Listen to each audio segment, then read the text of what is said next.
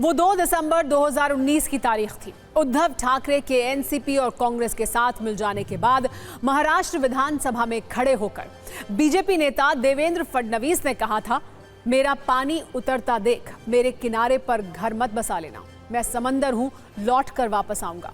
इस ऐलान के ठीक 5 वर्ष 2 दिन के बाद देवेंद्र फडणवीस के समंदर की तरह लौटकर वापस आने का ऐलान हो गया है।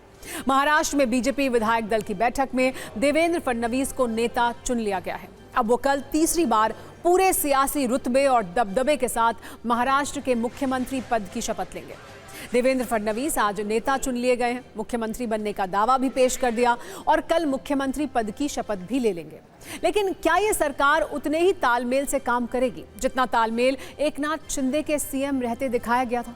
इस बात को समझने के लिए आज का एक वीडियो देखना बहुत जरूरी है। ये वीडियो दावा पेश करने के बाद का है, जब सरकार में शामिल होने वाला संवाद मीडिया के सामने ही शुरू हो गया। दरअसल जब एकनाथ शिंदे से पूछा गया कि क्या वो भी कल शपथ लेंगे, तो उन्होंने जवाब दिया, शाम तक बताएंगे, सब्र रखिए। इसी बीच अजित पवार ने कहा कि मैं तो कल शपथ लूंगा। इस पर तीनों नेता हंसने लगे। इसके बाद शिंदे ने कहा, इन्होंने सुबह में भी और शाम में भी शपथ ली है। एक बार सुनिए इस प्रेस कॉन्फ्रेंस में क्या क्या हुआ। क्या आप और अजीत दादा पवार साहब भी कल डिप्टी सीएम पद की शपथ लेंगे? अरे भैया, अभी तो कहा, देवेंद्र जी ने भी कहा, मैं भी कह रहा हूँ, रुको थोड़ा, अभी शाम तक रुको, अभी कल शपथ ली है ना, उनका समझ में आएगा। मैं तो लेने वाला हूँ।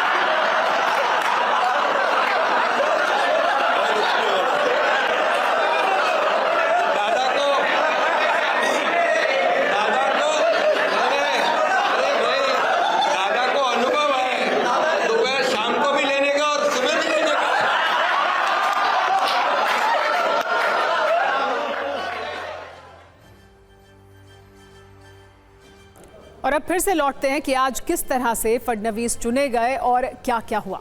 आज केंद्रीय मंत्री निर्मला सीतारमण और बीजेपी नेता विजय रूपाणी की मौजूदगी में महाराष्ट्र बीजेपी विधायक दल की बैठक हुई, जिसमें चंद्रकांत पाटिल और सुधीर मुंगटीवार ने देवेंद्र फडणवीस के नाम का प्रस्ताव रखा। पंकजा मुंडे और प्रवीण दरेकर ने इसका अनुमोदन किया और सारी अटकलें खत्म हो गई। सामान्य तौर पर विधायक दल की बैठक का लाइव प्रसारण नहीं होता है, लेकिन देवेंद्र फडणवीस के लिए तैयारी इतनी जबरदस्त थी कि पूरी बैठक लाइव हुई। बीजेपी की बैठक के बाद सीएम आवास पर महायुति की बैठक हुई। इसमें देवेंद्र फडणवीस, एकनाथ शिंदे और अजित पवार तीनों शामिल थे। इसके बाद शाम करीब 3:30 बजे देवेंद्र फडणवीस, एकनाथ शिंदे और अजित पवार के साथ राजभवन पहुंचे। वहां उन्होंने सरकार बनाने का दावा पेश किया। अब कल 5 दिसंबर को मुख्यमंत्री पद की शपथ लेंगे, जिसमें पीएम मोदी समेत एनडीए शासित राज्यों के सीएम और बड़े नेता शामिल होंगे।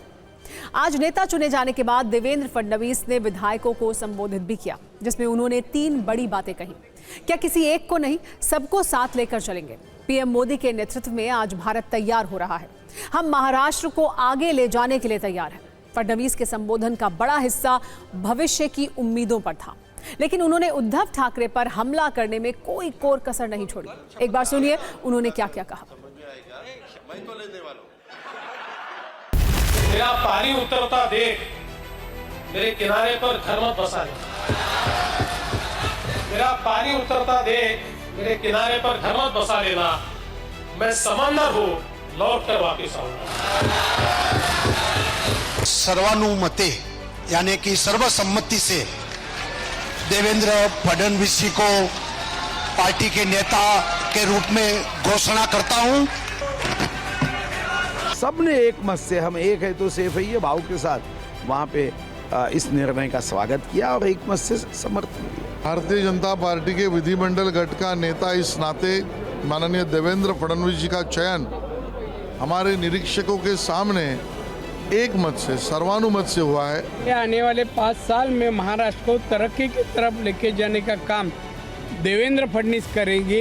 इनकी इतनी क्षमता देवेंद्र फडणवीस की है। मुख्यमंत्री भी बनने जा रहे हैं, उनकी भी हैट्रिक हो चुकी है। ये सही मायने में महाराष्ट्र के एक नए डेवलपमेंट का दौर शुरू होगा। एक है तो सेफ है आणि मोदी है तो मुमकिन है।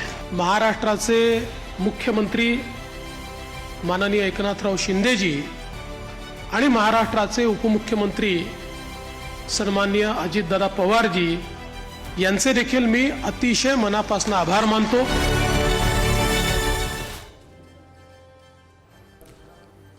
वैसे तो आज बीजेपी विधायक दल की बैठक के बाद जब राज्यपाल के पास दावा पेश करने का मौका आया तो देवेंद्र फडणवीस, एकनाथ शिंदे और अजित पवार एक ही गाड़ी में बैठकर वहां पहुंचे. यानी संकेत साफ है कि सबको साथ लेकर आगे बढ़ेंगे.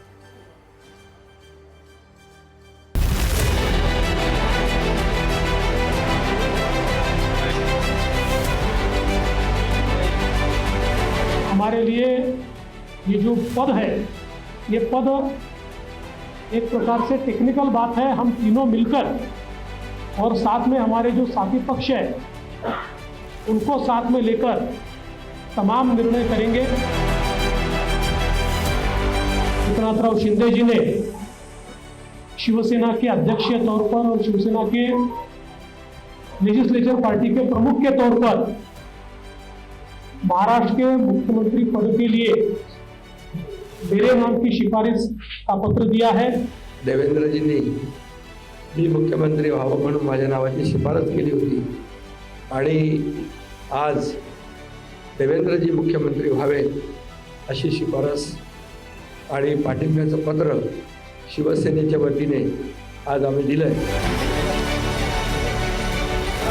और एकनाथराव जी को मैंने ये निवेदन किया था कि हम सभी की इच्छा है इस सरकार में वे स्वयं हमारे साथ रहे. शिवसेना के भी विधायकों की इच्छा है और महायुति के भी विधायकों की इच्छा है. बहुत खुशी है मुझे कि 2.5 साल में हमारी सरकार ने, महायुति सरकार ने और हम तीनों ने और हमारी टीम ने जो काम किया है वो उल्लेखनीय है. उसके इतिहास में उसका सुनहरे अक्षरों में लिखा जाएगा.